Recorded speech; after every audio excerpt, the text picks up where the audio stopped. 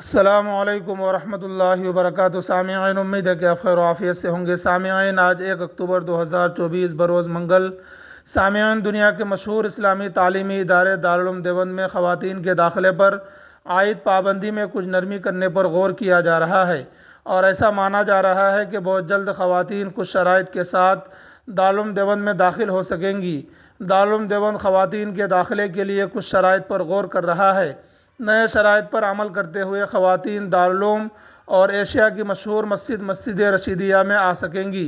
آپ کو بتاتے چلیں کہ تقریباً 4 ماہ قبل دارالعلوم میں خواتین کے داخلے پر پابندی عائد کی گئی تھی۔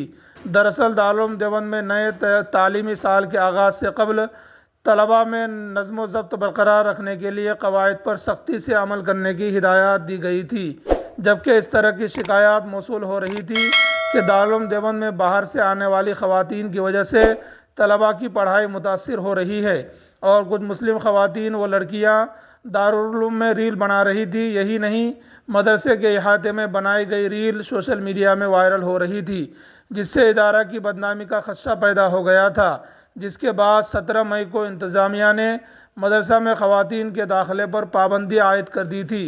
تاہم اب مسلم خواتین کی جانب سے پابندی ہٹانے کا مطالبہ کیا جا رہا ہے، جس کو نظر میں رکھتے ہوئے دارالعلوم نے اپنے موقف میں قدرے نرمی لانے کا فیصلہ کیا ہے۔ ادارے کے سربراہ مولانا مفتی ابوالقاسم نعمانی نے کہا کہ خواتین کے داخلے پر دوبارہ غور کیا جا رہا ہے، تاہم اس کے لیے نئے شرائط بنائے جا رہے ہیں۔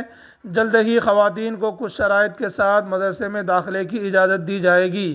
دارالعلوم سے موصولہ اطلاعات کے مطابق نئے قوانین کے تحت انتظامیہ کی جانب سے ادارے میں ویڈیو اور فوٹو بنانے پر مکمل پابندی عائد کی جا سکتی ہے۔